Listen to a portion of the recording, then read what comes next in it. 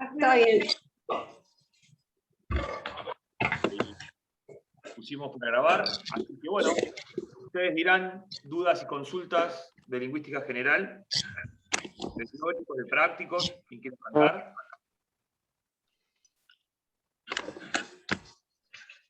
¿Alguna cuestión organizativa, alguna cuestión de la cursada, algo que todavía no queda claro de la modalidad?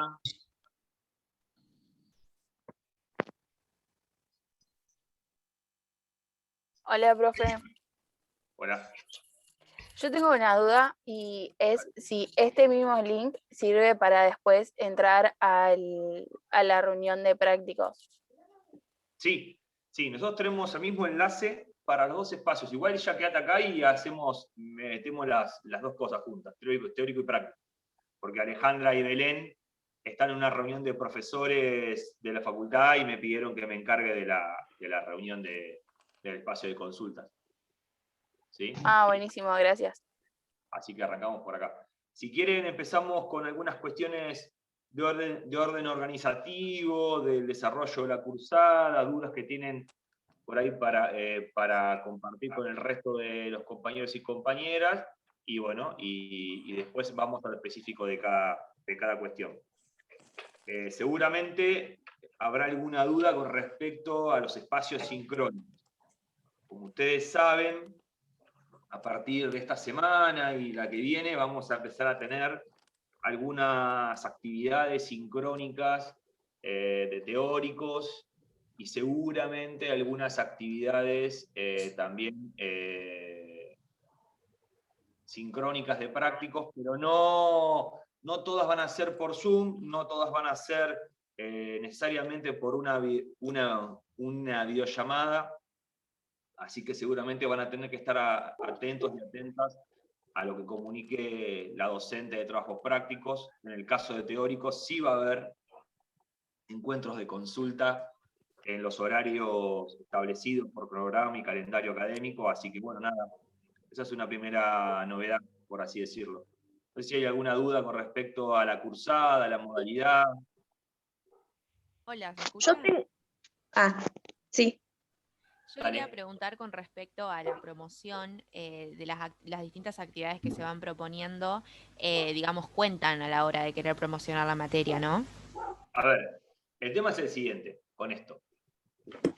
Todas las actividades que la cátedra propone son actividades que están pensadas para el proceso de aprendizaje de los contenidos.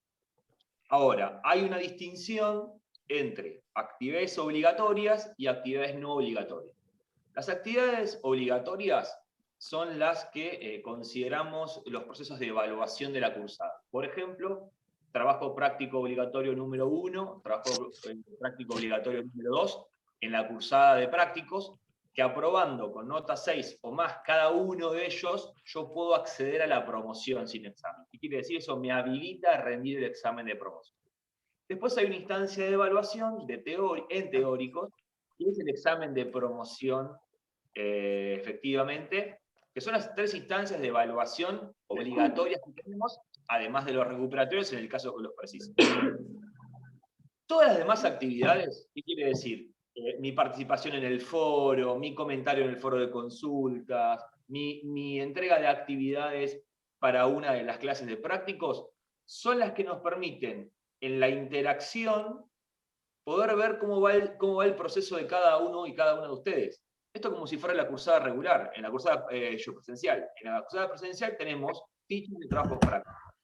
Hay gente que las entrega, y gente que entrega algunas, y gente que entrega pocas, y gente que no entrega nada. Y sin embargo, todos y todas pueden rendir el examen o el trabajo práctico que se toma en ese momento. Ahora, la situación ¿cuál es? ¿A mí cómo me sirve como docente? Y me sirve para, por ejemplo, saber el proceso que va llevando cada uno, poder rastrear de esos foros las dudas o consultas que vienen dándose generalmente, me permite poder identificar nudos problemáticos para poder ajustarlos de una clase a la otra, y a ustedes les permite, por ejemplo, bajar el material teórico, les permite poder aclarar alguna consulta, Y como está pensado de manera sincrónica, esto quiere decir, vamos de semana a semana, tengo todo el tiempo para poder leer los textos, revisar lo que mis compañeros y compañeras ponen en los foros, y encima, bueno, poder también participar yo para poder aportar a esa discusión. Esas actividades son actividades de aprendizaje. No son obligatorias, pero seguramente les sirva a ustedes para el proceso que estamos compartiendo. Entonces, ¿qué hace la docente que hace el seguimiento del foro? Seguramente tome registro de cada participación y muchas veces lo que hacemos es cruzar esa información con el trabajo práctico obligatorio en los TPs y también en los exámenes de promoción. ¿Qué quiere decir? Si yo tengo Como una integración sería.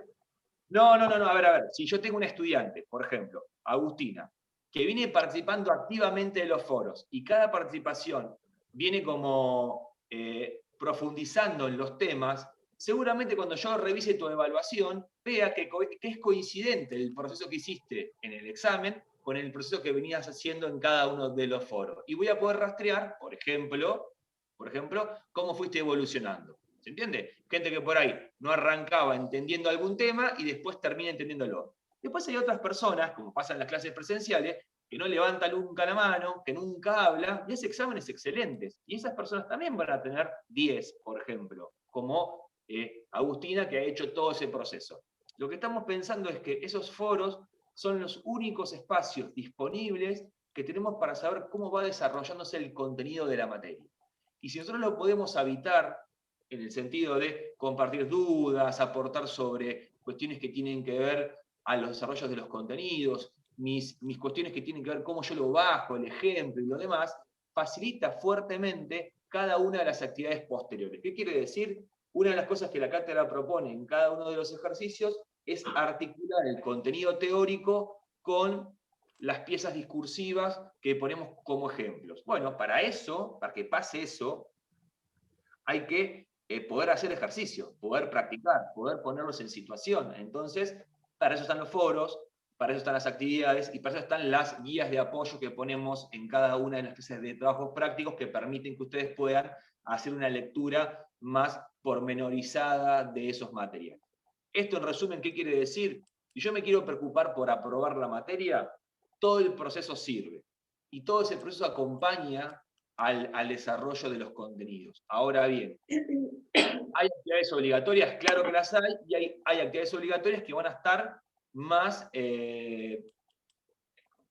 encima del resultante de la nota que otras. Nadie va a desaprobar la materia porque en los foros participó poco, y nadie va a dejar de promocionar porque en los foros, en vez de hacer 10 participaciones, hizo 3. ¿Se entiende? Eso que quede claro. Nadie va a desaprobar, nadie pierde ningún tipo de instancia, porque en los foros mi actividad fue menor, o casi nula, o no estuve. Lo que buscamos es que ese foro sirva, y por eso tratamos de reorientar las actividades siempre a que te permitan poder bajar los contenidos. Con respecto a una pregunta que estaba en el chat, sí hay una consigna de trabajos prácticos obligatorios. Esta semana, el jueves, la vamos a publicar. Cada trabajo práctico, cada comisión de trabajo práctico va a tener su consigna de primer trabajo práctico obligatorio y la vamos a mostrar y la vamos a presentar para que ustedes puedan conocer y a partir de ahí empezar a hacer las consultas pertinentes. Y van a tener un foro de consultas para esa actividad que permita que ustedes puedan evacuar las dudas de esos ejercicios. ¿Qué vamos a evaluar? Perdón. Lo que suban este jueves como actividad obligatoria de TP1 es lo que hay que entregar el 13 del 5 como Claro. obligatorio. Gracias. Claro. Lo que vamos a trabajar es, a ver, ¿cómo son las mecánicas de esos trabajos prácticos obligatorios? Son actividades de recuperación de lo hecho. Vamos a presentar este jueves la clase 3, junto con el trabajo práctico obligatorio número 1, y ese trabajo práctico obligatorio número 1 va a recuperar lo trabajado en la clase 1, 2 y 3. Y vamos a proponer en la clase 4 una clase de intercambio, de ajuste, de consultas y de inquietudes sobre las dudas que genera ese trabajo práctico obligatorio, más algunas cuestiones de pormenores de orden de la modalidad para poder entregarlo, cómo se sube, dónde se sube y todo lo demás. Entonces, eso lo hacemos así porque nos permite que también el trabajo sobre la modalidad de la evaluación se vuelve un contenido específico de la materia, porque tiene mucho que ver saber y conocer y entender cómo es la modalidad de resolución para entender el ejercicio que le estamos proponiendo, por el cual también vamos a generar una nota que tiene incidencia en el proceso. ¿Qué sucede si no me va bien en el trabajo práctico obligatorio número 1? ¿Qué quiere decir? ¿Desapruebo? ¿Tengo notas menos de 4? Voy a tener una instancia de recuperación, que no va a ser ahora, va a ser más adelante, como dice el cronograma, y no se va a hacer una consigna nueva. Va a ser la revisión y ajuste de ese mismo trabajo práctico que ustedes habrán recibido la corrección de parte de su docente. ¿Se entiende? Entonces, la situación, Profe. ¿cuál es? Sí. Perdón, si se desaprueba eso y tenés que ir a la instancia de recuperación, no tenés la posibilidad de promocionar, ¿no? No, claro que podés promocionar. ¿Por qué no vas a poder promocionar? Igual, si tenés el recuperatorio, igual no se pierde la posibilidad de promoción. No, estaba por decir eso, pero lo explico nuevo. A ver, cada trabajo práctico obligatorio tiene su instancia de recuperación porque también es un derecho adquirido de los estudiantes, de los y las estudiantes. Eso en nuestra materia no inhabilita el acceso a la promoción sin examen, a la instancia de evaluación. ¿Qué quiere decir esto? Que cualquier persona que rinda el examen, el trabajo práctico obligatorio 1 o el trabajo práctico obligatorio número 2, y no llegue a la nota de promoción, o lo desapruebe, va a poder tener la instancia de recuperación. ¿Sí? Sí, profe, ponele esos dos trabajos, el 1 y el 2, dan una nota que es la instancia para la promoción. Es así. Claro. O sea, vos tenés que sacar una nota que 6 o más, por lo menos por lo que dice el reglamento. A ver, hoy, como pasa con todas las cátedras, nos manejamos por el acuerdo institucional. Al día de hoy, lunes 26 de abril, el reglamento de enseñanza y promoción, el conocido REP, dice que vos tenés que tener 6 puntos o más en cada instancia de evaluación de prácticos para poder acceder a la promoción. ¿Se entiende? ¿Qué quiere decir? Que 6 o más en cada trabajo práctico obligatorio te redundaría en una nota promedio 6 o más. ¿Sí? Profe, ¿yo puedo hacer una consulta? Sí, puedo, el pero trabajo... ¿puedo terminar la idea?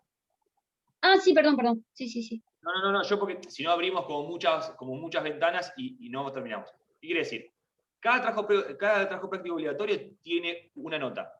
Esa nota, al día de hoy, si no hay ninguna modificación en este tipo de consideraciones, vos tenés que sacar con nota 4 o superior, se aprueba el trabajo práctico obligatorio, con nota 4 o superior.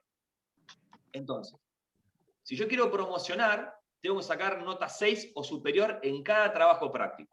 Ah, individualmente. Claro, en cada uno de los trabajos prácticos. Lo que va a redundar es en una nota promedio 6 o superior, de cierre de nota de trabajos prácticos. ¿Estamos ahí? ¿Y cuántos Bien. trabajos se incluyen ahí, en el cierre? Lo acabo de decir, el trabajo práctico número 1 y el trabajo práctico número 2. Si yo dije desde hace un rato que son 2 trabajos prácticos obligatorios para aprobar la cursada, son 2 notas. Sí, eso lo escuché. El trabajo práctico número 1 y el trabajo práctico número 2. Yo saco nota 4, apruebo el trabajo práctico, sea el 1 o sea el 2. Si yo quiero hacer la promoción, voy a precisar nota 6 o superior en cada trabajo práctico obligatorio, lo que va a redundar en un promedio de nota 6 o superior en la nota de cierre de la cursada. Eso es lo que pondera para cerrar la nota de cursada. Si yo tengo, Mónica, está todo en el cronograma cuando se entregan los trabajos prácticos obligatorios. Esto es muy importante porque nos viene pasando con algunas consultas. En el aula virtual de Moodle Psico de la cátedra está toda la información. El cronograma es el documento más importante para poder tener en cuenta cómo yo voy a administrar mi cursada de trabajos prácticos. ¿Qué quiere decir esto? Si yo no leo el cronograma, no voy a tener ponderado el proceso. Por ejemplo, esto, que tenemos pautada para esta semana la entrega de la consigna, la clase 4 que recuperamos contenidos para revisar las dudas que tienen hasta el momento, el momento en el que entregamos para mitad de junio la consigna del segundo trabajo práctico obligatorio, y después las instancias de evaluación que están establecidas para entregar y después para recuperar. Eso está todo en el cronograma, de teóricos y de prácticos, en el plan de clase, perdón, en el plan de clases de este año. Cada trabajo práctico recupera los contenidos de las clases que involucra. De la 1 a la 3, el trabajo práctico obligatorio número 1, y de la clase 5 en adelante, el trabajo práctico obligatorio número 2. Todos conforman un gran proceso de análisis del discurso. Y esos trabajos prácticos son las dos únicas instancias obligatorias de evaluación de los contenidos de trabajos prácticos. No entra como obligatoriedad ninguna otra actividad en los trabajos prácticos. Solamente esos dos trabajos prácticos obligatorios que están en el plan de clases informados la fecha de entrega. Para aprobarlos, estatutariamente y por reglamento, yo tengo que precisar nota 4 o superior. Ahora, si quiero hacer la promoción sin examen, hasta el momento, si no hay modificación que lo medie, la nota que preciso en cada uno de los trabajos prácticos obligatorios es 6. ¿Sí? En el caso que yo no saque la nota necesaria en cada trabajo práctico para hacer la promoción, voy a tener una instancia de recuperación, que también está informada en el plan de clases, para recuperar ese trabajo práctico obligatorio. ¿Qué quiere decir esto? Que si a mí no me va bien en la primera instancia de ese trabajo práctico obligatorio, yo voy a poder recuperarlo para la promoción. ¿Sí? Entonces, ¿qué pasa si yo hago el recuperatorio y me va mal? Bueno, ya ahí no se puede hacer la promoción sin examen. Se recupera en instancia del artículo 36 como tercer recuperatorio y se accede a la cursada regular. ¿Sí? Entonces, profesor. Sí. Una pregunta, entonces, lo único que nosotros podemos recuperar es uno solo de los trabajos prácticos, ¿no? No, vos podés recuperar cada trabajo práctico una vez. Lo que no podés recuperar para la promoción es si te va mal en el recuperatorio de uno de esos dos trabajos prácticos. Ah, está bien, no, había entendido que era un solo recuperatorio para los dos trabajos prácticos. No, claro. A ver. El recuperatorio es uno solo para el trabajo práctico. Lo que sucede es que si a vos te va mal en uno de los recuperatorios, vos tenés la instancia de recuperación en el artículo 36, pero ya no sería para la promoción. Ah, está bien, entiendo. Profe, el tema de la promoción, ¿había una materia que influía con el tema de la promoción o no? No entiendo tu pregunta. Lógica. Lógica. ¿Tenías que tener el examen final aprobado? Claro, el tema es el siguiente. Vos lo que estás preguntando es por el tema de las correlativas. Claro, si influía para hacer la promoción en esta materia. Lo voy a explicar y vamos a ver si podemos, y vamos a terminar la explicación y después viene la pregunta. Hasta el momento, lo que está sucediendo en la facultad es que se están trabajando en las comisiones del órgano de cogobierno, que es el consejo directivo de la facultad, evaluando la situación del tema correlativas y vencimiento de cursadas 2020. Esto tiene un alto impacto porque seguramente tenga que ver con esto que vos estás preguntando, y vamos a precisar indefectiblemente esperar a la sesión del consejo directivo, que es el órgano de cogobierno de la facultad, donde están involucrados los consejeros y consejeras, para ver qué se resuelve sobre ese tema. Esto va a pasar el día miércoles.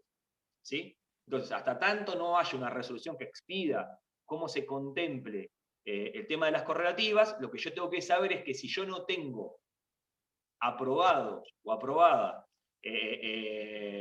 no tengo aprobado, perdón, el final de la materia correlativa previa, probablemente no pueda hacer la promoción sin examen. Ahora, hasta el momento, por cómo venía dándose los vencimientos y por cómo estaba proyectado el tema, yo podía hacer la cursada de lingüística general, la promoción sin examen, y hasta el 30 de abril, que es dentro de unos días, aprobar la cursada, el final de lógica, y poder hacer la promoción de lingüística general.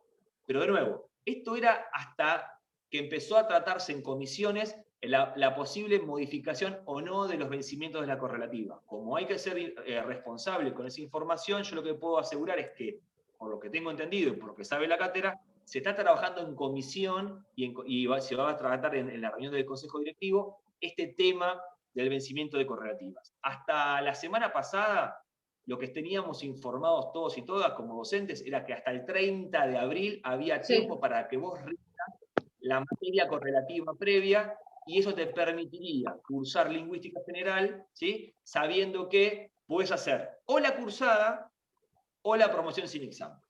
¿Qué pasó el año pasado? Como estaba ese vencimiento puesto durante 2020, ¿qué pasó durante 2020? Como estaba el vencimiento puesto al 30 de abril de 2021, muchas estudiantes y muchos estudiantes pudieron hacer la materia completa, la promoción inclusive, y tenían tiempo hasta el 30 de abril para rendir la materia correlativa. Pero como se está tratando en comisión ese tema en específico, yo no puedo, como cátedra, no podemos certificar si eso se va a reconfirmar o se va a modificar y se va a ampliar el plazo. Por lo tanto, las personas que al día de hoy hayan aprobado el final de lógica, ¿se entiende? O la hayan promocionado, lógica, tienen la certeza y la tranquilidad de que van a poder hacer, si quieren, la promoción de lingüística general.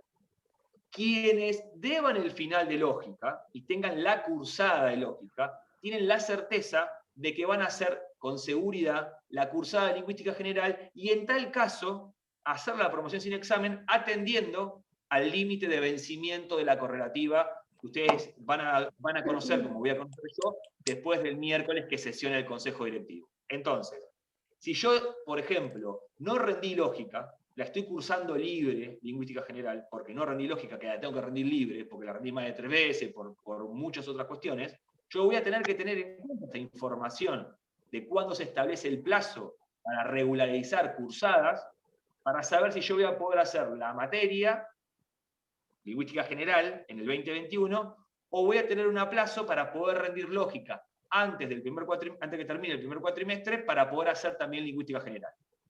Esa es la situación que tenemos hoy administrativamente y que tenemos que tener en claro, que depende de la decisión que toman los consejeros y consejeras de todas las agrupaciones, de todos los claustros, en el consejo directivo. No depende ni de la cátedra, ni de una posición individual de cada docente. Por eso es importante que yo sepa en qué situación estoy con lógica. También teniendo en cuenta que lógica es una materia de otra facultad y que a veces los plazos de entrega de notas se disocian mucho de los plazos de entrega de notas que tenemos nosotros dentro de la Facultad de Psicología y por eso generan esos desfasajes. Todo eso es lo que yo tengo que saber, ¿sí? Por eso recomiendo que este tema lo podamos charlar la semana que viene también en horario de consulta, sabiendo lo que decide el Consejo Directivo.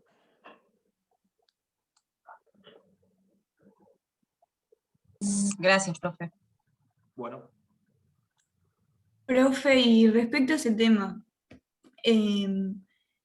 creo que la primera mesa fue en marzo de lógica, y la verdad no me acuerdo ahora si las notas del final ya estaban pasadas al SIU o si todavía no las pasaron. No importa si nos van a pasar. Ah, ok. Sí, las pasaron. Ya, el tema es así, como dije hace un rato. Igual todo esto que estamos charlando, como la clase, como estamos grabando la clase, después se sube a la página de la cátedra y la pueden revisar. Lo reitero. La situación con el pase de notas de lógica en las mesas de examen que lógica toma en el calendario académico de humanidades y no de psicología, ¿sí? No dependen de lingüística general. O sea, yo no sé en qué tiempos y en qué formas la cátedra de lógica pasa las notas, cuánto demora el departamento de alumnos o de enseñanza de humanidades en cargar las notas en el CIU guaraní, y cuándo están expresadas. Eso tenemos que ser sinceros, no tenemos incidencia. Podemos llegar a estar, como nos pasa ahora, en contacto con dirección de enseñanza de la facultad, pidiéndole niveles de actualización de la información para poder saber, bueno, cómo viene eso y actualizar. Eso siempre es en los casos que ya cursaron la materia. Ustedes que la están recién cursando, yo tengo que esperar al plazo de vencimiento que establezca la facultad para saber y pedir a enseñanza un informe, un reporte, y darme cuenta qué personas están en condiciones de promocionar o no nuestra materia, o de cursar o no la materia. ¿Por qué? Porque yo no tengo referencias si lógica pasó todas las notas al historial académico de cada uno de ustedes, ¿entienden? Y eso es importante. Por eso ahí es central entender algunos pasos administrativos que tienen que ver con estas cuestiones, puntualmente, que somos una facultad que tiene que articular con otra facultad para poder conocer las notas que se cargan. Entonces ahí sí, lógica, pasó las notas en tiempo y forma, y la persona que la carga en humanidades tardó una semana más, una semana menos en pasarlas, nosotros no tenemos incidencia, no tenemos forma de controlarlo, y claramente es algo que podemos llegar a consultar, pero nada más que eso. ¿Se entiende? Profesor, le hago una consulta con respecto al TIF de promoción sin examen. ¿Eso también hay que entregarlo? ¿Es una evaluación de las clases teóricas totales? ¿Y es también una entrega que hay que subirlo? Claro. Nosotros como trabajamos con una propuesta sincrónica, todas las actividades que vayamos a realizar obligatorias para acreditar la materia, sea de prácticos o sea de teórico, ¿sí? Vamos a tener la posibilidad de tener un tiempo entre presentación de consigna y entrega de esa producción. Ese tiempo que hay ahí es un tiempo que consideramos pedagógicamente el que le permite poder a ustedes consultar y avanzar en el desarrollo de las actividades. Todo eso es una producción, se hace un documento que tiene una consigna, ustedes lo producen y lo van a subir como si fuera un archivo adjunto de un correo electrónico a una sección que se llama tarea, que va a tener el nombre de trabajo práctico obligatorio 1, trabajo práctico obligatorio número 2, que va a estar visiblemente enunciada dentro de cada comisión de prácticos. En el caso de TIF de promoción, va a haber una consigna que va a estar en el módulo de teóricos, donde va a estar enunciada qué tipo de modalidad y qué tienen que hacer, y ustedes van a tener que subir la producción a esa sección tarea, pero que va a ser para la promoción. En el caso, porque estamos armando la consigna, hasta el año pasado y hasta los modelos que estamos usando para otra instancia de evaluación, siempre tratamos de integrar los contenidos a la articulación con la práctica de análisis del discurso. ¿Qué quiere decir esto? Que gran parte de los contenidos generales sobre la reflexión del lenguaje y los discursos está vinculada entre teórico y práctico. Y eso precisamos que ustedes puedan ejemplificar y articular con casos de lo que hemos abordado en las cursadas de prácticos o proponer algunos nuevos. En cada una de las ediciones recomendamos lo siguiente. Además de leer los textos teóricos, de leer las clases, también usar los materiales, los recursos, esto quiere decir los videos, los PPT, los recursos complementarios que podemos tener dentro del aula o en la página web. Todo eso ayuda a que ustedes puedan tener mayor claridad en los temas y tener mayor recursos de ejemplos para poder trabajar. Ese examen tratamos de articularlo por ejes temáticos, que son, podríamos decir, las unidades de cada uno, perdón, las unidades del programa. Cada unidad del programa la consideramos un eje temático, porque lo es. Y dentro de ese eje temático le damos opciones de preguntas para que ustedes puedan elegir una, la que más les parezca, la que mejor tengan ganas de desarrollar, y ahí pueden hacer la actividad, ¿sí?, de TIF de promoción. Esa es la actividad general, ¿sí?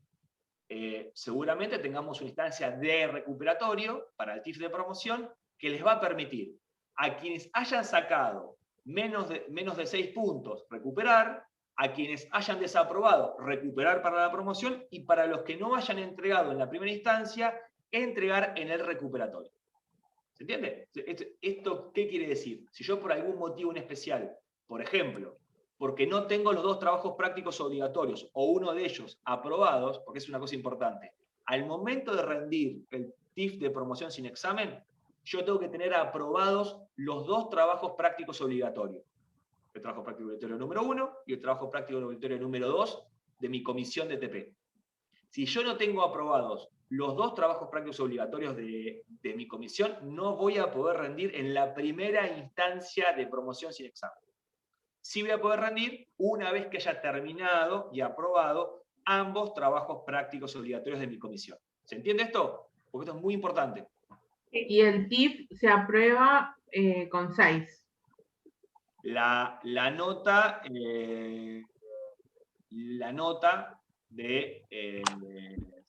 para hacer la promoción es 6 o más.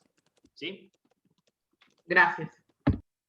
Para las personas que entraron tarde, que tuvieron algún problema o alguna dificultad para entregar tarde, lo que estoy diciéndoles a todos es que en la clase la estamos grabando. Más adelante después van a poder revisar esto que estamos grabando y van a poder utilizar esa información para consultar. Igualmente, tomen el foro de consultas, el foro de preguntas frecuentes que está en el aula, porque ahí también hay mucho de lo que otros compañeros y compañeras han consultado que nos permiten poder revisar. Y después pasa algo importante, gente, que todo esto que estamos charlando es normal que pase en el primer mes de cursada. Entonces, lo que queremos nosotros es tranquilidad, bajar como nivel de incertidumbre, bajar el nivel de ansiedad, porque la dinámica de cursada no es igual en todas las materias. Entonces, esto, por ejemplo, si yo tengo que rendir el final de lógica el 26 de mayo y me va bien, lo más probable que pueda hacer la promoción de lingüística. Pero también, si me va mal, y después del miércoles se corrige cuándo es el vencimiento de cursadas o de correlatividades, seguramente tenga otra mesa más, pero siempre dependerá de lo que se expida el miércoles el órgano de cogobierno de la facultad, representado por todos los claustros y por todas las agrupaciones políticas. Entonces es importante eso, no podemos pensar que lo que estoy diciendo ahora es la única verdad, porque el problema ¿cuál es? Es hasta ahora. Al estar en tratamiento ese tema, hay que ser responsables y esperar a ver qué se expide. Si se confirma que se va a poder extender las correlatividades hasta septiembre, voy a tener hasta septiembre para poder rendir lógica, aunque me vaya mal. Y en tal caso que te rinda 3 veces mal y te tenga que recusar, rendirla libre. Ahora, si esta estudiante que acaba de preguntar rinde el 26 de mayo y la prueba y está recién cursando este año en lingüística general, va a poder hacer la promoción porque le va a dar la fecha para poder rendir esa instancia de promoción sin examen. Bueno, sigamos. ¿Alguna otra duda o consulta puntual? No. Bueno. Cuestiones de trabajos prácticos, dudas sobre los temas de trabajos prácticos, cuestiones que tienen que ver con la cursada, con la modalidad, con las dudas, con la situación de cómo se administran los espacios. Yo tengo una duda, pero de un concepto práctico. A ver. No entiendo muy bien a qué se le llama giro discursivo. No entendí muy bien ese tema de trabajos prácticos. Vamos a pensar lo siguiente. Una de las situaciones que plantea el giro discursivo como una propuesta innovadora o como una propuesta que rompe epistémicamente con una lógica. Ahora vamos a la pregunta de lógica de acá la compañera. Déjame que explique lo de giro discursivo y vamos ahí. Para pensar la importancia del análisis del discurso, hay que situarse en el momento en el cual empiezan a torcerse algunas formas epistémicas de pensar el mundo. Una era esa idea de la relación entre ideas-mundo, que quiere decir que había ideas que explicaban el mundo. El giro discursivo empieza a problematizarse por cómo esas formas de narrar el mundo, de presentar el mundo, de semiotizarlo, cuando uno semiotiza el mundo, lo pone en palabras, lo construye, hacían algo más que usar el lenguaje, se volvían constitutivos de ese mundo que se estaba anunciando. Entonces empezaron a prestarle más atención, empezaron a rastrear cómo esas situaciones generaban algo más que expresiones lingüísticas. Empezaban a construir sentido sobre el mundo. Entonces, lo que aporta el giro discursivo es empezar a rastrear esa práctica discursiva entendida como práctica social, ¿se entiende? Para poder rastrear cuáles son los elementos de construcción de esa realidad social.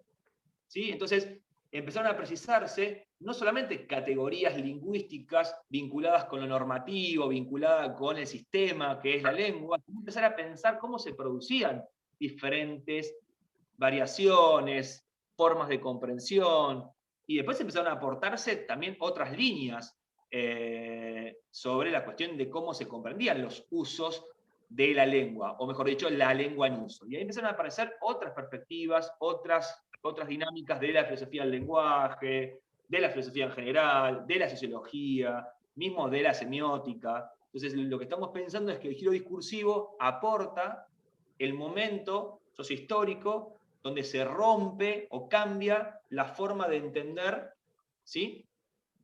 La forma de entender la práctica de investigación. ¿Qué cambia? Cambian los objetos de estudios, cambian la relación con la realidad, porque si mi objeto de estudio es de orden discursiva, es de materialidad sígnica, ¿sí? O se puede producir sígnicamente, empiezo a tener que rastrear otros objetos. Ya no solamente voy a ver en la publicidad el objetivo comercial, voy a ver cómo se construye ese sentido en torno a ese producto. Voy a ver cómo en los medios de comunicación hay algo más que el uso del sistema que es la lengua. Voy a empezar a ver cómo se construye la realidad social. Digo, hay un ejemplo que una vez dijo Zaffaroni que es muy interesante. Si yo quiero saber cómo funciona un sistema jurídico de un país, no analizo a los jueces. ¿Qué tengo que analizar? Los fallos. Los fallos. Si ustedes quieren ver cómo funciona un sistema judicial de un país, hay que analizar los fallos. Porque en los fallos está el verdadero sentido de la justicia. Porque es donde se enuncia la institución. Lo mismo sucede con las resoluciones, ordenanzas de la universidad. Yo quiero ver cómo es la universidad. Rastreo los documentos, las piezas discursivas, los discursos que produce esa institución. No analizo a Tauber, que es el presidente. Analizo lo que dice Tauber, porque en lo que dice Tauber hay algo más que el uso semiótico, lingüístico de un sistema. Ahí es donde viene el aporte, donde el giro discursivo, y más en Latinoamérica, empezó a romper epistémicamente con una lógica de concepción ¿de qué? De los objetos de estudio y la relación del sujeto con esos objetos de estudio. Ya no eran las ideas las únicas que estaban ordenando el mundo, sino eran los discursos que permitían leer y comprender cómo se daba ese mundo. ¿Se entiende? Te hago una consulta. Sí, y por ejemplo... con respecto a giro discursivo o giro lingüístico, en una respuesta en el foro, la profesora dijo que se dejó de usar la estructura sintáctica abstracta.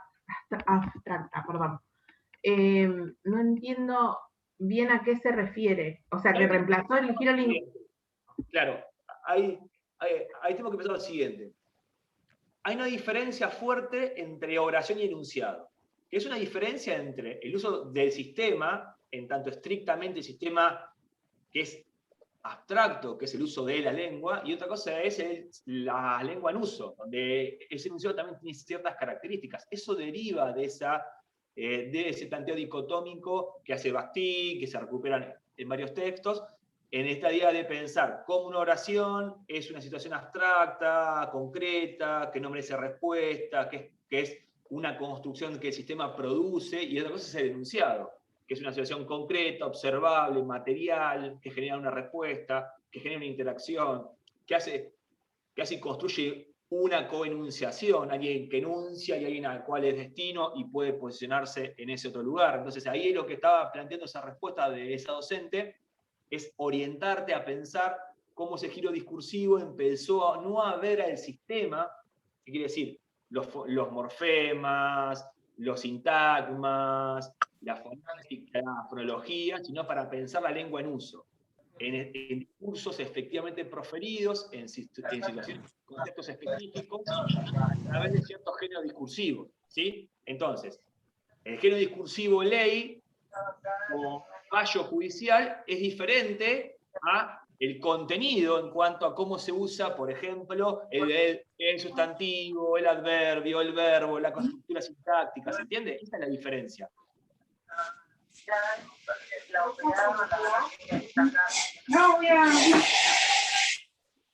Bueno. Profe, no se entiende bien porque están prendidos los micrófonos. Sí, ahí nosotros tenemos la posibilidad de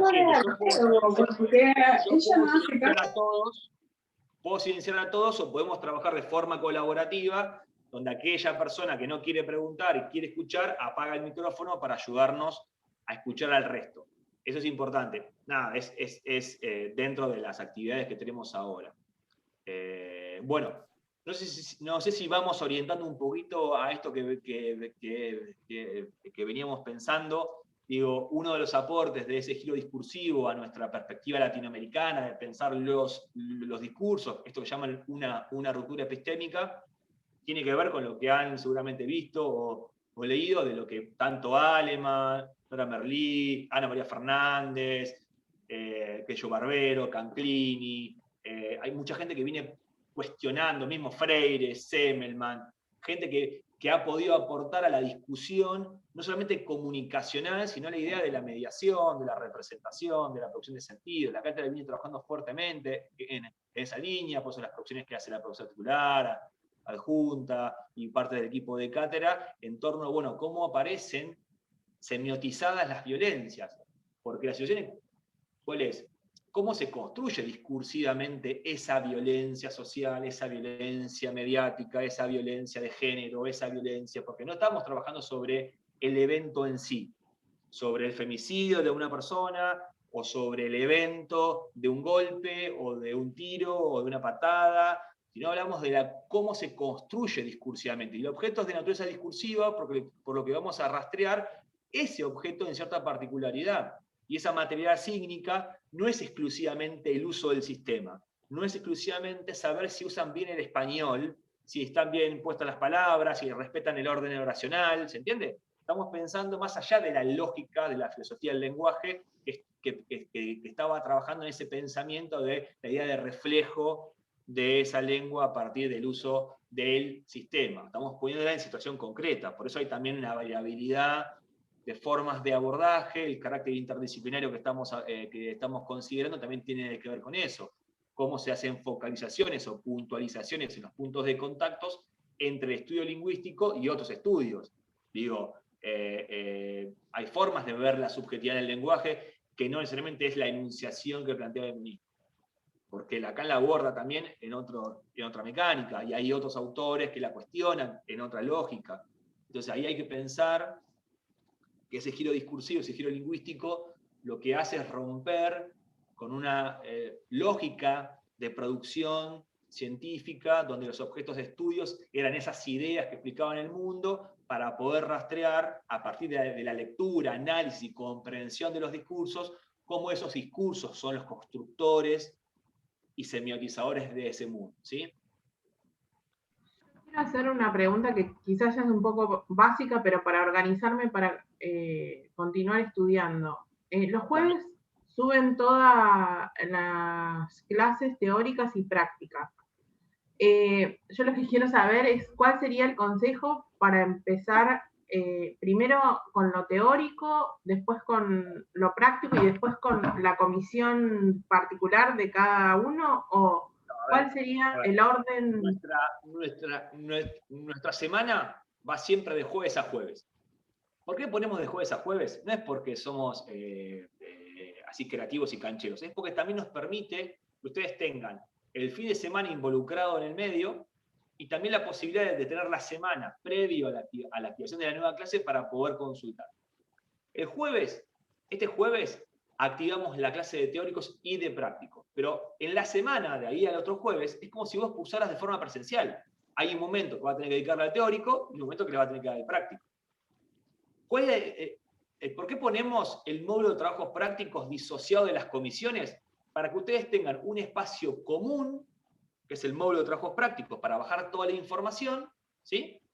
Y después la comisión específica, donde ustedes van a trabajar puntualmente el desarrollo y la estrategia que cada docente tiene para esa comisión. Por ejemplo, la forma de consultar en los foros, la forma de responder a las actividades del foro de actividades, el corpus de análisis, que no es el mismo, porque no todos abordamos los mismos temas, sí dentro del marco de las violencias, pero no vemos todas las mismas violencias. ¿Estamos? Esa es la lógica de trabajo. ¿Qué quiere decir? Vos vas a tener un módulo de teóricos que es compartido para todas las comisiones, para todos los estudiantes, los y las estudiantes. Un módulo de trabajos prácticos que es compartido para todos y todas. Y después tu comisión.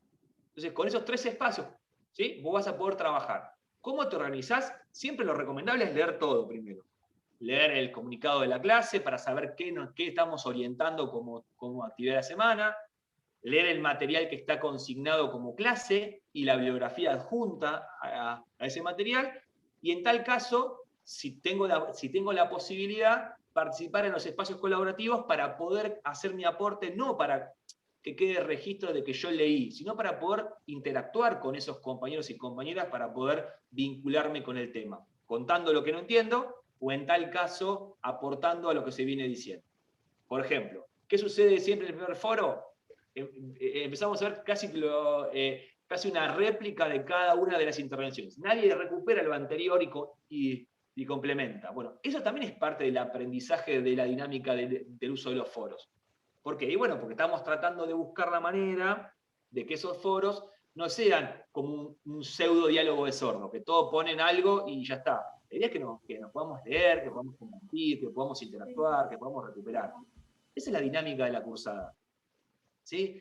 Fíjense que ahí no nombré nada de espacios sincrónicos. Yo puedo cursar la materia completa y hacer una excelente experiencia sin tener un solo espacio sincrónico. Porque los espacios sincrónicos no son necesarios para poder llevar adelante los contenidos. Porque gran parte de lo que estamos buscando con esos foros y la dinámica sincrónica son los procesos de textualización. ¿Qué quiere decir esto? Que yo para poder producir mi intervención en el foro tengo que haber leído la clase, haber leído el texto teórico que está vinculado y haber resuelto la actividad. Pero además de eso, involucra revisar mi texto para saber si lo que yo estoy poniendo es lo que quiero poner, o en tal caso, si no lo entiendo, que mi pregunta sea lo suficientemente clara para que la persona que la tenga que leer me pueda responder. Todo eso es una actividad de lectura y comprensión de texto. Por eso les damos una semana, porque sabemos que eso es complejo y precisa tiempo.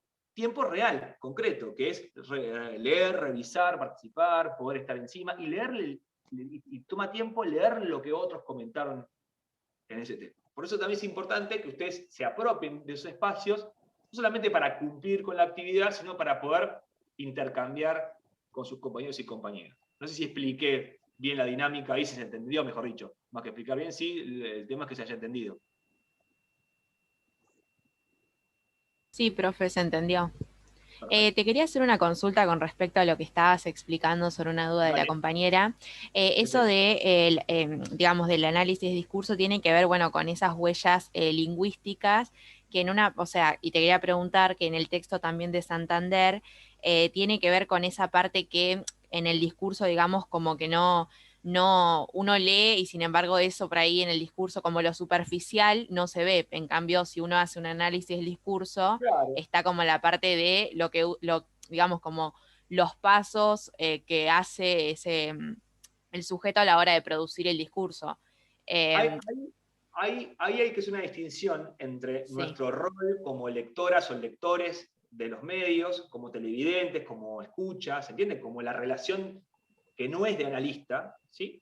Donde el promedio y en general nadie hace contraste, o por ejemplo tiene esto que estamos planteando, que es una definición de campo epistémico teórico, de pensar que el lenguaje es opaco, que toda forma de hablar es una elección, y que esa elección es una representación ideológica de ese que se apropia del lenguaje, cuestión que siempre está vinculada a esa falsa dicotomía objetividad, neutralidad, que no existe, no hay neutralidad, hay una construcción discursiva de un discurso que se presenta como neutral, pero no hay neutralidad.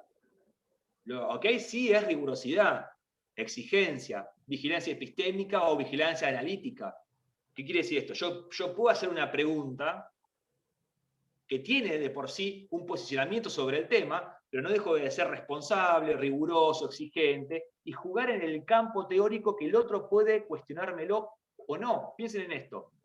Todos ustedes son 916 personas, tienen el mismo dispositivo teórico, la misma lógica de trabajo, van a tener las mismas estructuras de exámenes y a lo sumo se modifica el corpus de análisis. ¿Por qué? Porque el campo teórico compartido es el necesario para poder traccionar, para poder debatir, para poder darnos cuenta que al momento de analizar no vamos a ver lo mismo, no vamos a ponderar lo mismo, no vamos a poner los ojos en los mismos lugares. Entonces, eso hace primero, como propone tanto el texto de la clase 1 como el de la clase 2, y vamos a verlo más adelante, tener que construir primero el objeto de estudio que siempre refleja la condición de construcción de mi posición con ese objeto de estudio. ¿Qué quiere decir? Construyo el objeto de estudio y también construyo mi rol como analista. O sea, ahí vamos a ver que hay formas para poder abordar. Lo que propone Santander son dos posibilidades. Una que es la idea de la hipótesis, que él busca después demostrar, o la idea que trabajamos dentro de la propuesta de la cátedra, que tiene que ver con preguntas analíticas, que son preguntas que construyen la relación sujeto-objeto de estudio. Entonces, si yo pregunto, ¿cómo se construye discursivamente la violencia grupal juvenil en el caso del asesinato de Fernando Báez Sosa? Mi pregunta no es por el asesinato o el evento, es por la construcción discursiva. Entonces, la respuesta a esa pregunta requiere un objeto discursivo primero, una orientación teórica que permita sostener cómo yo la voy a rastrear, y esto es lo que vos decías, rastrear las marcas, huellas que encuentro en ese discurso, y después un marco metodológico, que es el camino que yo voy a recorrer para poder responder a esa pregunta a partir de ese dispositivo teórico. Entonces, ¿qué quiere decir esto? La teoría nos ordena el camino que vamos a seguir. La teoría nos ordena la forma en la cual vamos a tomar esos objetos de estudio, vamos a pensarlos, a sistematizarlos, a ordenarlos, y lo vamos a analizar. Para analizar yo puedo tomar varias cuestiones.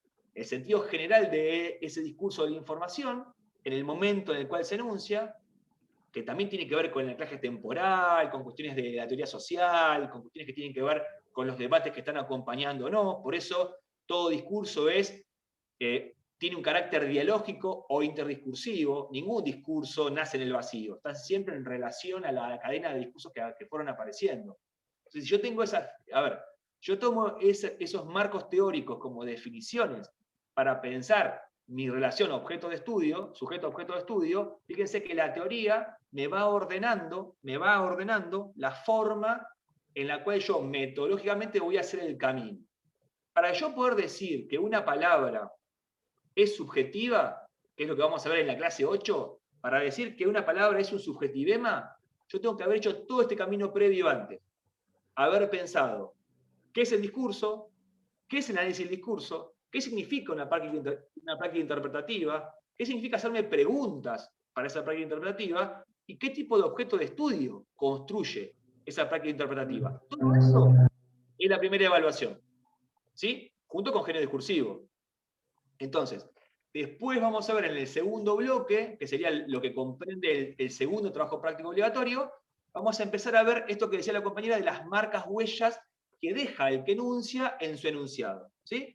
Que van desde el uso de tipos de palabras, pronombres, adverbios, los sustantivos, ¿se entiende? Y vamos a ver después que además de eso, que es de orden más de la relación del sistema con el uso del sistema, vamos a ver otras formas de recomponer el sentido, producto de entender cómo funciona ese discurso de información comparándolo con otros.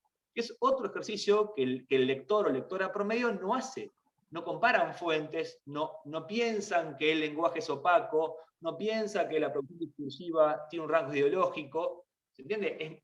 Eso que plantea Bandig en un video, que está en la cátedra ahí para verlo, en la página de la cátedra, que dice: yo puedo ver la ideología siempre en el discurso contrario al mío, pero me cuesta mucho ver la ideología en el discurso propio.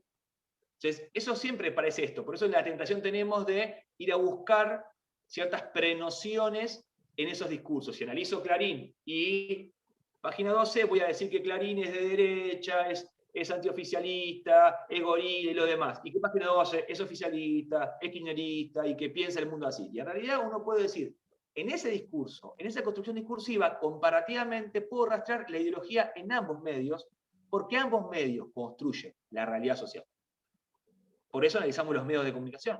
No porque sea una cuestión de periodismo, sino una cuestión de realidad social. La gente está mediada por esas instancias de mediación para conocer ese mundo que la rodea. Lo mismo sucede con ese discurso académico que ustedes leen. Cada programa de cada materia no es la totalidad de la materia. Es un recorte arbitrario que pondera unos materiales por sobre otros y construye un sentido sobre lo que es la psicología, sobre lo que es la teoría psicoanalítica, lo que es la lingüística, lo que es la sociología, lo que es la filosofía, lo que es la lógica. ¿Se entiende? Es exactamente lo mismo. No sé si respondí a la pregunta que estaban buscando. Profe. Dale. Yo tengo una duda. con respecto a que hasta ahora lo que venimos viendo de la bibliografía se nombra la teoría de Chomsky, la de Saussure, no sé cómo se pronuncia, y en un momento también nombra a Wittgenstein, pero no tan profundo. O sea, en el texto del módulo 1 de Introducción a los Estudios del Lenguaje, hay las dos teorías de Chomsky y la de Zoom, no sé, bueno, eso, están como re bien explicados, y después de Wittgenstein no me queda muy claro. Lo que yo entendí, pero no sé si está bien, es a partir del video que subieron, que él empieza como que él hace la transformación de pensar el pensamiento del significado como el uso de la palabra y eso, y no como una nomenclatura. ¿Eso se puede relacionar con lo del giro discursivo? Sí, en realidad las derivas de los estudios de Wittgenstein son insumos para lo que después fue la corriente de la década de 60, 70 del siglo pasado, de lo que se conoce como el giro discursivo. Dentro del giro discursivo hay muchos autores y autoras que han sido involucrados en ese posicionamiento. Va desde los lingüistas rusos, o el Círculo de Praga, desde el aporte de la teoría pragmática y los estudios culturales en Inglaterra, desde la escuela francesa del discurso, desde la pragmática estadounidense. No es que es ese autor el que deriva todo el giro discursivo. Lo que sucede es que, a ver, vamos a pensar esto, gran parte de la propuesta de la materia busca tensionar el pensamiento de la lingüística vinculada en exclusivo a nociones del sistema ajenos al uso del sistema. Por eso mucha gente lee a los que han leído a Saussure, pero una de las cosas que aporta Saussure, como las ciencias sociales en general, junto con Kuhn, con la noción de paradigma, tiene que ver con la construcción del objeto de estudio. O sea, esta idea de delimitar el objeto de estudio, que es el analista, o es el investigador, o el teórico que puede construir ese objeto, y ese posicionamiento del recorte de por qué la lengua, y no el lenguaje, y no el habla, es un aporte general. Después, por supuesto, en una producción que es post-mortem, que es de 1915, hubo mucha agua que corrió, y hubo gente que lo recuperó, hubo gente que lo cuestionó, y gente que dijo, no, esto está acá, y esto vamos por el habla, vamos por la lengua. Lo que buscamos es pensar que el sistema en sí mismo, o sea, el lenguaje como sistema de sistemas, o la lengua española como un sistema particular, ¿sí?, es un objeto de estudio. Ahora, hay otros estudios, otras líneas teóricas de estudio que fueron profundizando ese uso, o esa puesta en uso de la lengua, y ahí estamos metidos como nosotros, pero también fueron derivas de algunas referencias, desde la retórica de Platón y Aristóteles, hasta la posibilidad de pensar cómo Wittgenstein fue un aporte, y así otros autores más. Digo, a ver, gran parte de lo que van a ver de Lacan en una primera estadía de los seminarios es contemporáneo a toda una discusión sobre la noción de sujeto, la noción del lenguaje, la noción de subjetividad, que es muy diferente a lo que fue avanzando después de la década de 1980, con la idea de reemplazar la noción de clase como gran organizador para arrastrar lo que es la cultura, la identidad. Eso fue el aporte de gran parte de la teoría latinoamericana del pensamiento, no solamente de la filosofía, sino de la semiótica, de la lingüística y todo lo demás.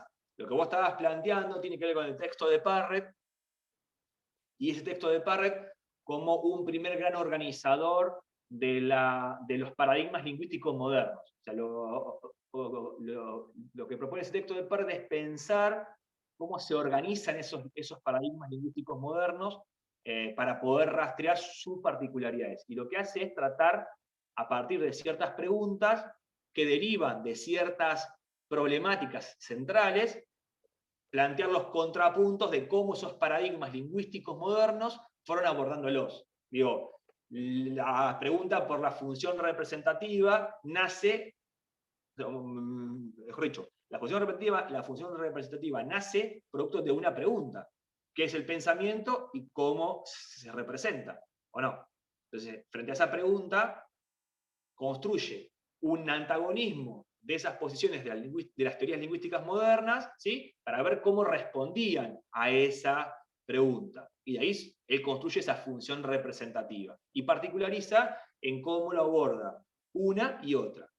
Con la función comunicativa lo mismo, hay unas preguntas previas que plantea Parrett que recuperan cómo, frente a esas respuestas, los paradigmas de la lingüística moderna respondieron a esa función comunicativa. Dentro de ellas aparece la figura de Wittgenstein, que aporta esta idea de los juegos del lenguaje, pensando más no en una restricción sistémica y de corrección de uso del sistema, sino en la dinámica social que va produciendo diferentes mecanismos.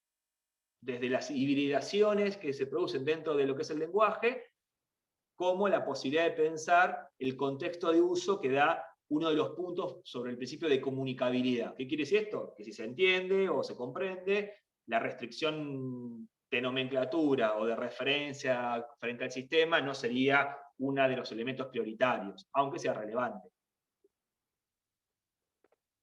Entonces, para los trabajos prácticos y para después el trabajo de teórico integrador, nosotros en lo que nos tendríamos que enfocar, en lo que veamos la teoría o en lo que vimos también hasta ahora, sería más que nada en las preguntas y en las teorías que salen como respuesta a esas preguntas, más que en quién dijo cada cosa o si... A ver, son las dos. Vos tenés que pensar que ese texto, a vos, como primer texto, te ordena el mapa de cómo está pensándose la materia, porque ahí vos vas a tener las principales teorías lingüísticas modernas, desde el estructuralismo, o lo que se conoce como estructuralismo, o la visión sistémica de esa semiología del lenguaje, y la visión generativista, ¿sí? Que son las que ordenan el pensamiento o la discusión de las corrientes más importantes. Después viene, por supuesto, está el funcionalismo que aparece en la función comunicativa, aparece... ¿De qué texto están hablando ahí? ¿Cómo? ¿De qué texto están hablando ahí? El primer texto de Teóricos, que ustedes tienen como lectura, que es el texto de Parrett. Que lo que busca en verdad es eso. Que ustedes, o sea, tienen como dos niveles. Primero la discusión sobre la ideología interna y la ideología externa.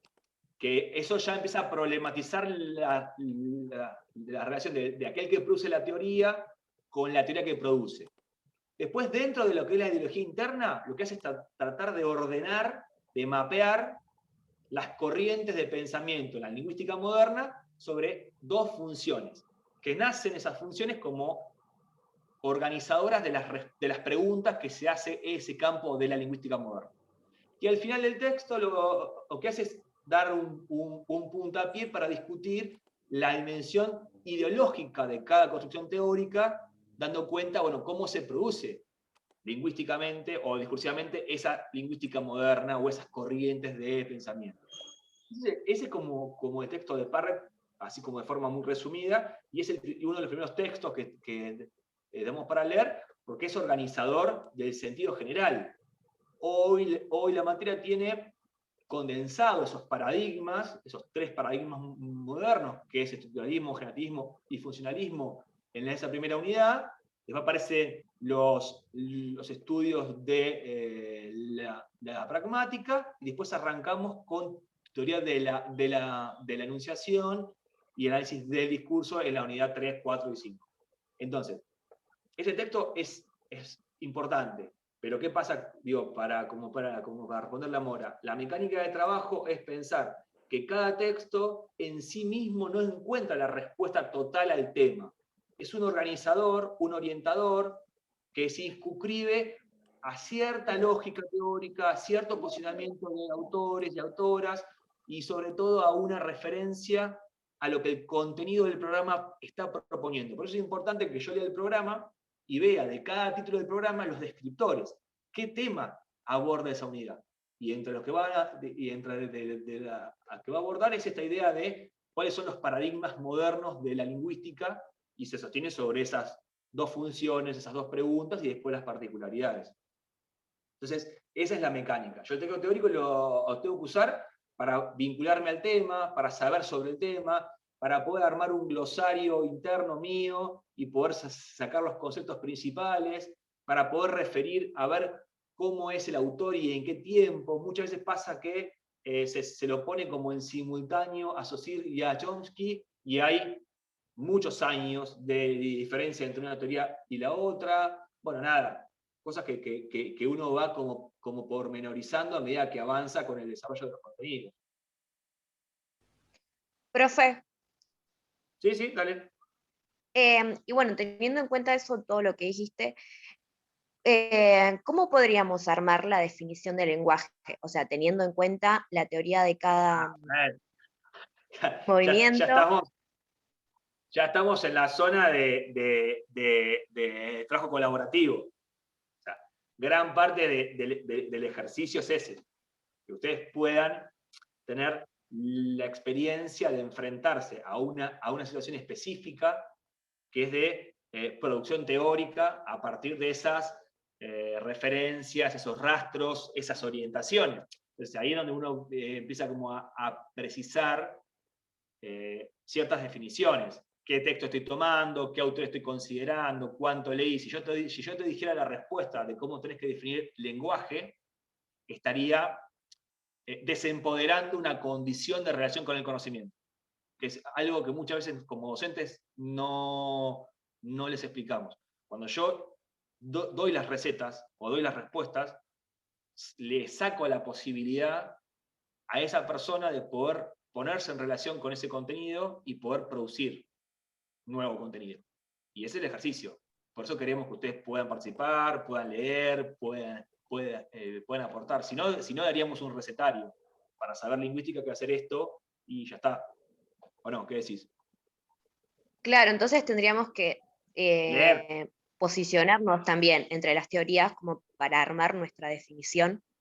Depende de claro, o sea, a ver, yo puedo decir, si yo me posicionara desde el estructuralismo, el lenguaje es un sistema de sistemas complejo, heteróctono, multiforme, que incluye tanto el oral como el escrito, el habla como práctica concreta, pero no es la unidad de análisis. ¿Pero por qué? Y bueno, porque la definición que plantea Saussure hace que no sea posible rastrear o identificar una unidad de análisis posible en un sistema de sistemas, por la complejidad.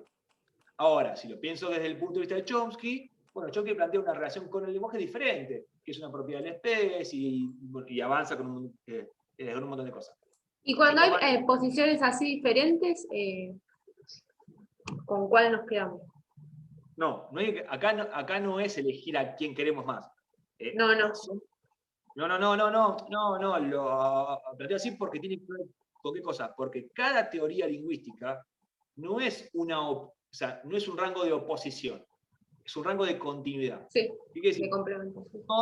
Todas aportan un aspecto relevante. En algunos casos, algunas teorías, como la teoría de la enunciación, recupera el aspecto del estructuralismo de Saussure, pero no toma todo. Toma eso que es estructural o central de esa propuesta teórica para reconfigurarlo.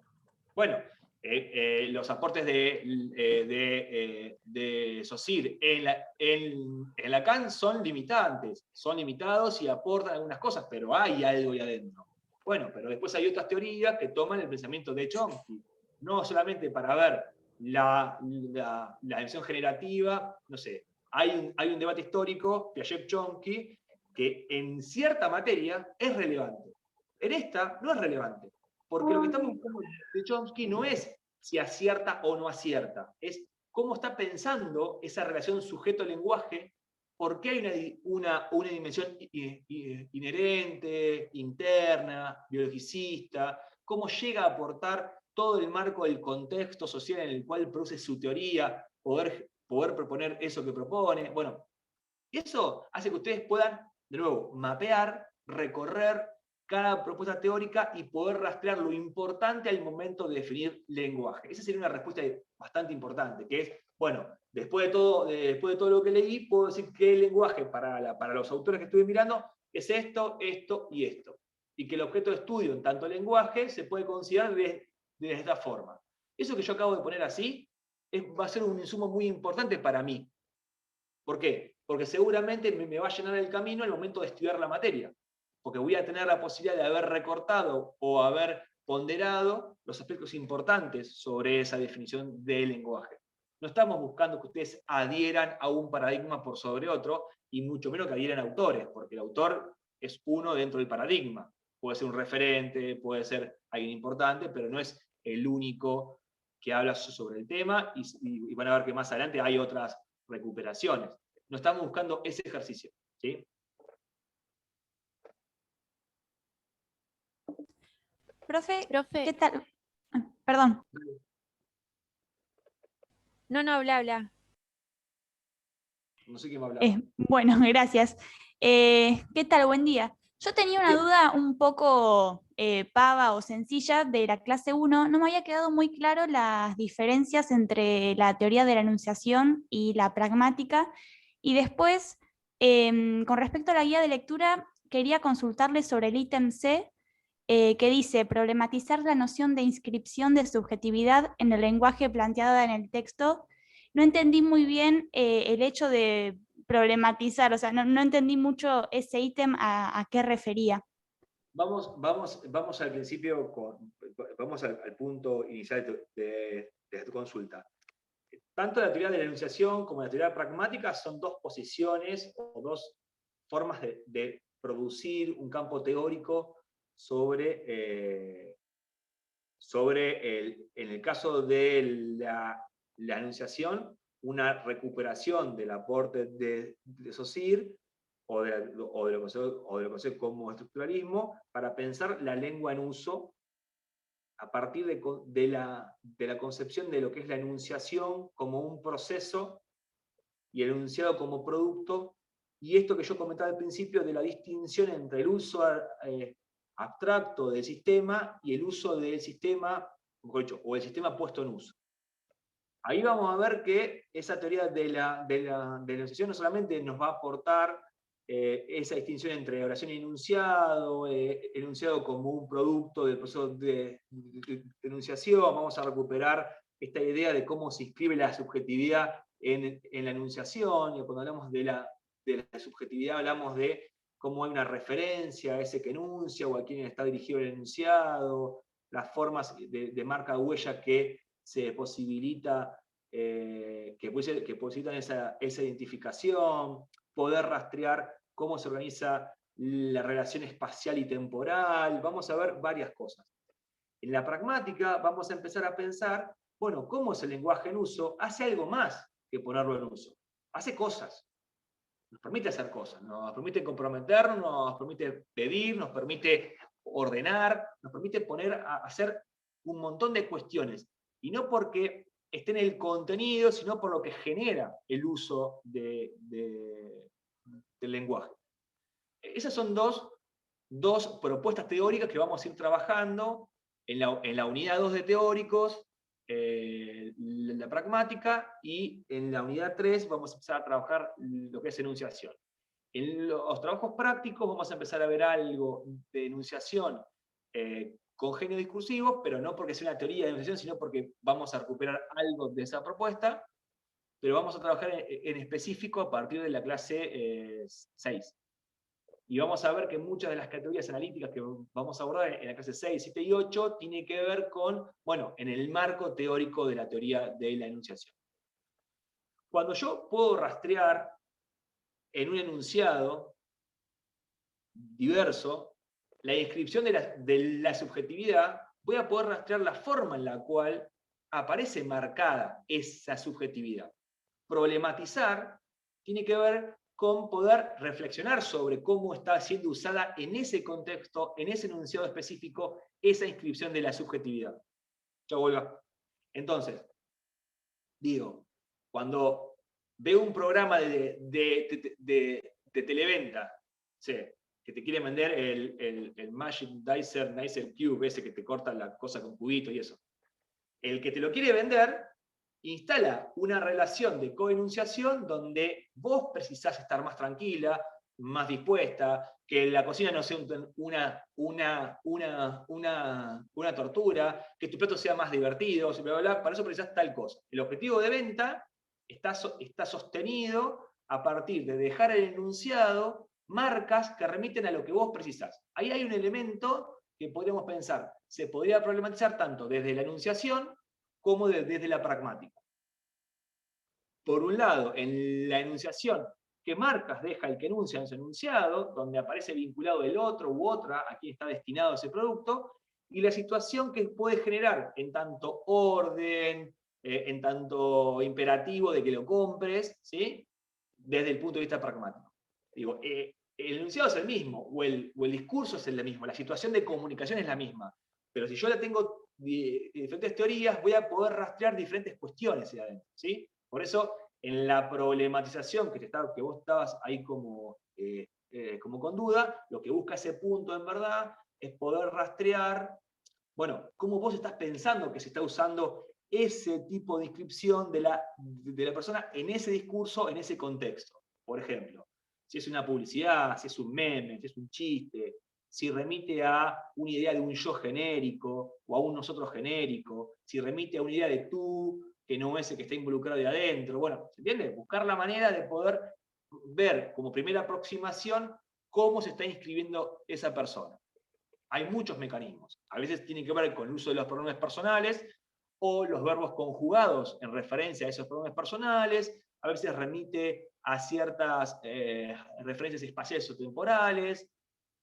Dependerá siempre de ese ejemplo. Lo que va a hacer la teoría de la enunciación es ordenarte qué cosas vas a identificar de ese ejemplo que están poniéndote en caso. Si fuéramos a la pragmática, iríamos a rastrear otras cosas.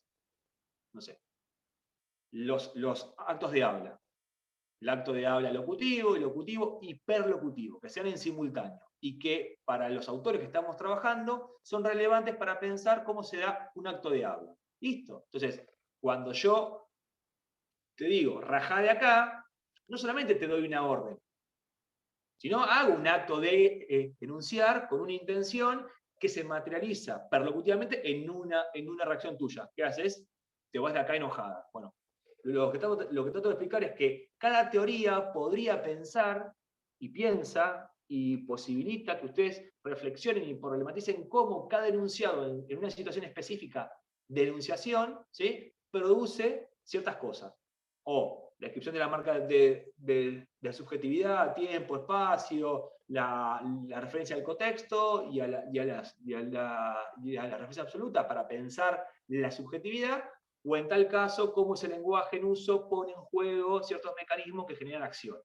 ¿Se entiende lo que digo? Ahí es donde ustedes van a tener que pensar que la palabra problematizar no es vaga. Remite a una idea de articulación entre la teoría, la línea teórica que produce esa teoría y la relación con ese ejemplo que estamos proponiendo. Claro, genial, gracias. Yo también no había entendido mucho eso de si había que problematizar la inscripción de la subjetividad en un aspecto más general de lo que propone el texto, o en relación a un apartado que hay, me anoté el nombre creo que es de la autora, que dice, para Catherine Kerbrat Orecchioni, y ahí arranca y no sabía si era específicamente lo de ese apartado o, bueno, desde un aspecto más general, pero... Este apartado lo que hace es que a vos te orienta a qué mirar, ¿sí? ¿Sí? ¿Qué quiere decir esto? O sea, gran parte de los segmentos o de los pasajes teóricos que ponemos para que ustedes puedan trabajar son grandes orientadores de esa actividad o de lo que queremos que ustedes logren con esa actividad. Lo que hace Kerbrat Orecchioni es problematizar la noción de subjetividad, ya no solo asociada a la idea de la marca del sujeto en el enunciado, sino más una idea valórica, evaluativa de esa situación de la subjetividad. No sé, nos encontramos en esta terrible situación que estamos viviendo. nos encontramos, remite a la persona, a vos, a mí y al resto de la gente que está en esta clase. En la terrible situación en la cual estamos viviendo, es un rasgo afectivo, ¿se entiende? Sobre lo que yo considero que es el contexto en el que estamos viviendo. Entonces la teoría del enunciado lo que va a hacer es permitirte pensar que ese enunciado que yo acabo de decir, esa oración, pero que vamos a pensarlo como un enunciado, porque es un enunciado, construye una referencia sobre las personas involucradas en la enunciación como proceso, porque cuando yo digo nos encontramos, involucra a mí que enuncio, más otras personas más, otro colectivo que somos el nosotros, ¿sí? Que está por el pronombre y por el verbo. Y terrible situación es una evaluación, mejor dicho, una ponderación afectiva sobre ese evento o cuestión que estoy remitiendo. Entonces ahí, ¿qué pasa? El adjetivo, ¿sí? No es solamente un adjetivo. En el enunciado, que es el producto de la enunciación, marca la subjetividad porque evalúa, porque pondera afectivamente lo que yo pienso o pensamos como colectivos sobre el tema. ¿Se entiende esto? Sí, sí, está clarísimo, profe. Eso. Sí, sí. Genial, gracias. De nada. Profe, una consulta con respecto al texto de Santander, con una de las preguntas de la guía, cuando él dice, bueno, los pasos para hacer un análisis del discurso, en una parte habla como de una cuestión más teórica que uno tendría que tener en cuenta a la hora de hacer un análisis, y después habla de una parte más bien práctica, y hay un gráfico donde nombra, ¿no?, el objeto de estudio, categorías conceptuales. Y como que en realidad no me quedó muy en claro cuáles serían los pasos concretamente a seguir. Es como, siento que hay mucha información y no sé, me cuesta como retener así todo en orden, digamos. Claro, ahí el tema es el siguiente. En la situación de por qué proponemos este texto de Santander junto con los demás, en esa primera parte de los trabajos prácticos que tienen que ver con la construcción del objeto de estudio, es que gran parte de los pasos metodológicos, teórico-metodológicos, son incidentes y relevantes en la construcción del objeto de estudio. ¿Por qué motivo? Y porque claramente la forma en la cual me dispongo a pensar el tipo de práctica que yo quiero hacer va a empezar a recortar el camino de lo que yo tengo que pensar que voy a recuperar o tomar para poder generarlo. Entonces, digo, yo me puedo preguntar por una problemática, la violencia de género, ¿sí? Pero esa problemática social es amplia. ¿Qué de la violencia de género? ¿Qué de la violencia de género?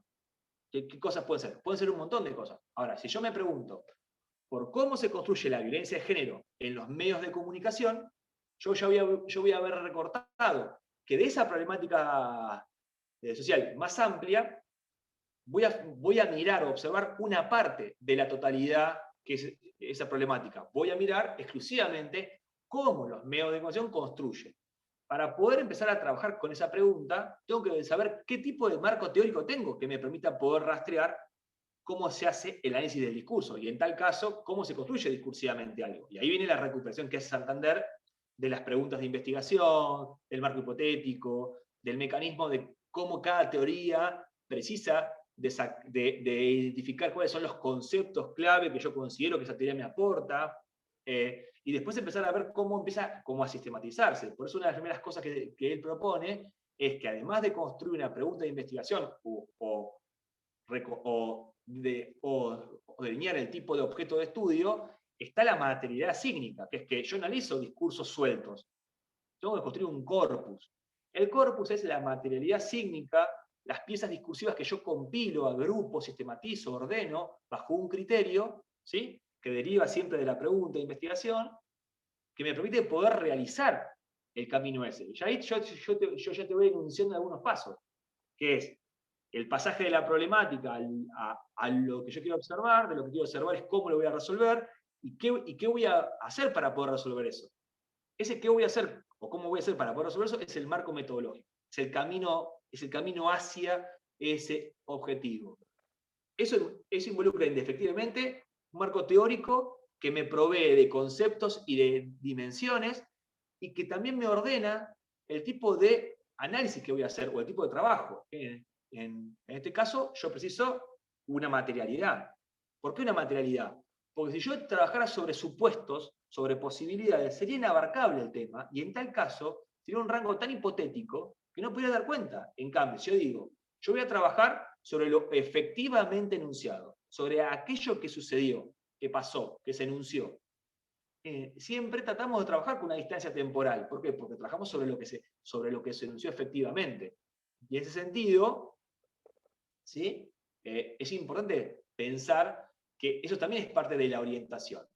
Ahora, en este momento que recién arrancamos y muchos de ustedes están como poniéndose al día con las lecturas, parece un poco más desordenado, pero a medida que yo voy tomando conciencia de qué pasos tengo que tener en cuenta, y esto que estoy contando, que es que algunas cosas van encadenándose a otra, les va a permitir. Ustedes, por ejemplo, no hacen la selección del corpus, pero si yo dijera, bueno, vamos a trabajar este año la construcción de la violencia de género a partir del caso Brenda Gordillo. ¿A dónde irían a buscar información? Irían a buscar a los medios, a los memes, a Facebook, a los trabajos académicos, a la reglamentación que hace o no la facultad sobre la violencia de género. Todo eso es lo que ustedes van a sistematizar, porque no van a rastrear las opiniones de las personas, van a rastrear lo que efectivamente sucedió sobre ese tema. Y ahí vamos a encontrar que hay un montón de discursos, jurídico, académico, de la información, mediático, redes sociales, ¿sí? Todo eso es nuestro corpus ampliado. Es todo eso que yo pude compilar sobre un tema. Ahora, eso no se puede tomar así nomás, hay que sistematizarlo, ordenarlo. Se llama estabilizar el corpus. Eso también es parte de ese paso analítico, y es lo que plantea Santander cuando dice, bueno, a ver, ¿qué voy a mirar? ¿Qué piezas discursivas voy a ponderar? ¿Es lo mismo hablar de discurso de información que de discurso jurídico? No, bueno, por eso es importante la noción de género discursivo. O sea, todo eso es parte de la construcción del objeto de estudio. Y lo más importante es que para poder lograrlo, lo tenemos que charlar en cada foro de prácticos, sea de consultas o sea de actividades.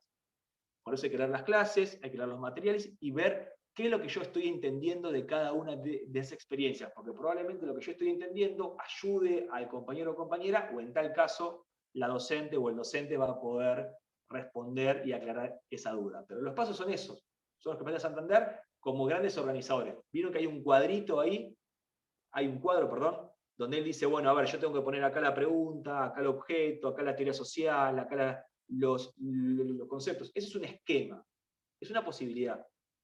No es la única, es una posibilidad. Pero es un ordenador. Y claro, bien, profe, entendí. Y cuando era una parte, también tenía una duda cuando decía que también hay que considerar los signos, si son de naturaleza lingüística o semiótica. ¿Vos me podrías explicar bien un poco la diferencia para que me queden claro? Sí, pero claro, mirá, ahí vos pensás, no sé, por ejemplo, Nike, que ponen solamente su logo. Ahí no habría signo lingüístico en tanto elemento de la lengua convencional, ¿o no?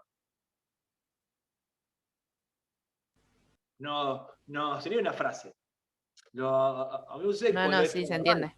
Claro, a mí me sucede con lo extraverbal, con la música, con los sonidos que pueden ser el silencio o cierto ruido, con los gestos de las manos, con el gesto corporal. Digo, hay elementos que son extralingüísticos que se constituyen como referentes más amplios que se entienden dentro de una semiótica. Digo, va desde la cuestión cromática, los colores, los gestos y la cuestión más de comportamiento corporal, o a veces sucede que tienen que ver con elementos de soporte, como por ejemplo puede ser el sonido, la música, que son cosas que no se pueden analizar en tanto sistema lingüístico exclusivamente. ¿Sí? Por eso, si yo analizara medios de comunicación y me tomo el trabajo de ver, no sé, las tapas de Barcelona y las tapas de la revista Noticias, seguramente haya mucho de lo que tenga que analizar que no responde a lo lingüístico, sino a lo extralingüístico o a lo semiótico. Las fotos, las composiciones, los armados, todo ese collage que se arman en las tapas. ¿Sí? Lo mismo sucedería si yo analizara las publicidades. Si yo digo, por ejemplo, digo, bueno, voy a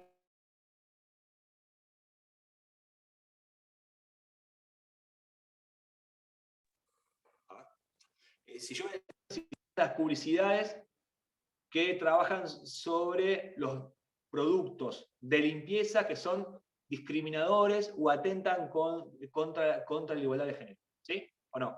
Yo puedo tomar eso. Yo puedo analizar el texto que dice la publicidad o puedo analizar semióticamente todo el componente. Que aparece Mr. Músculo, que tiene ciertos rasgos físicos, cómo se comporta la mujer, cómo se comporta el nene, en qué cocina está sucediendo, los rasgos, ¿se entiende? Todo eso no es verbal.